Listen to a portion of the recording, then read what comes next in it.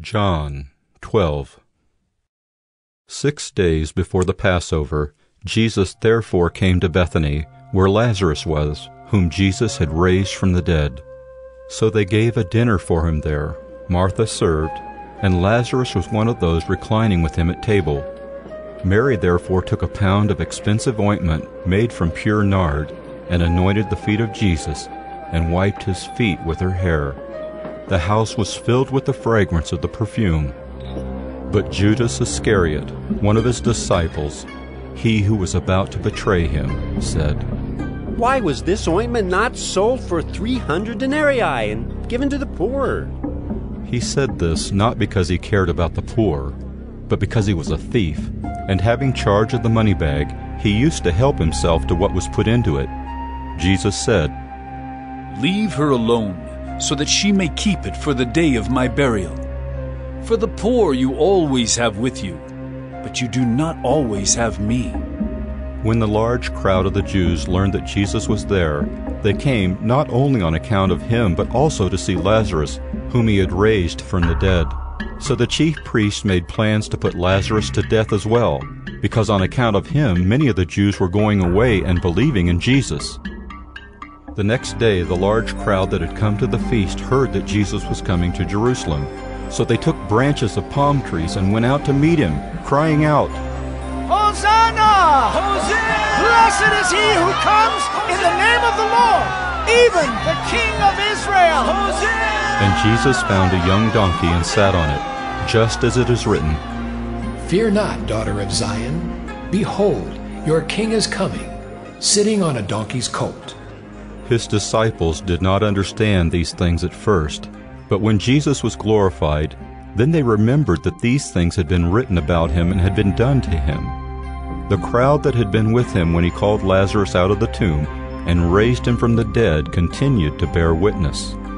The reason why the crowd went to meet him was that they heard he had done this sign. So the Pharisees said to one another, "You see that you are gaining nothing. Look, the world has gone after him." Now among those who went up to worship at the feast were some Greeks. So these came to Philip, who was from Bethsaida in Galilee, and asked him, "Sir, we wish to see Jesus." Philip went and told Andrew. Andrew and Philip went and told Jesus. And Jesus answered them, "The hour is come for the Son of Man to be glorified. Truly, truly I say to you, unless a grain of wheat falls into the earth and dies, it remains alone. But if it dies, it bears much fruit.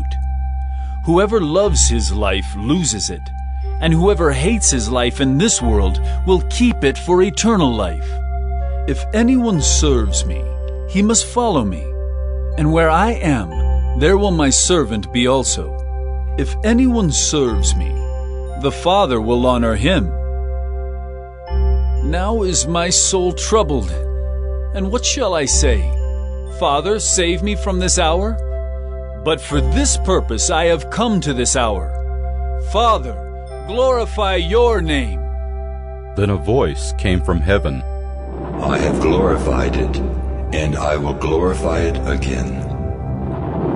The crowd that stood there and heard it said that it had thundered. Others said, "An angel has spoken to him." Jesus answered, This voice has come for your sake, not mine.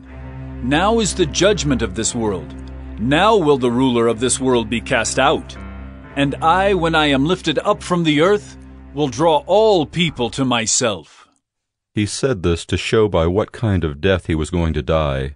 So the crowd answered him, "We have heard from the law that the Christ remains forever. How can you say that the Son of Man must be lifted up? Who is this Son of Man?" So Jesus said to them, The light is among you for a little while longer. Walk while you have the light, lest darkness overtake you. The one who walks in the darkness does not know where he is going. While you have the light, believe in the light, that you may become sons of light." When Jesus had said these things, he departed and hid himself from them.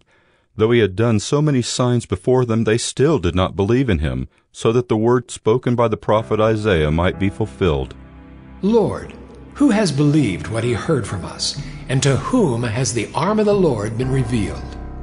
Therefore they could not believe, for again Isaiah said, He has blinded their eyes and hardened their heart, lest they see with their eyes and understand with their heart, and turn, and I would heal them. Isaiah said these things because he saw his glory and spoke of him. Nevertheless, many even of the authorities believed in him, but for fear of the Pharisees they did not confess it, so that they would not be put out of the synagogue. For they love the glory that comes from man more than the glory that comes from God. And Jesus cried out and said, Whoever believes in me, believes not in me, but in him who sent me.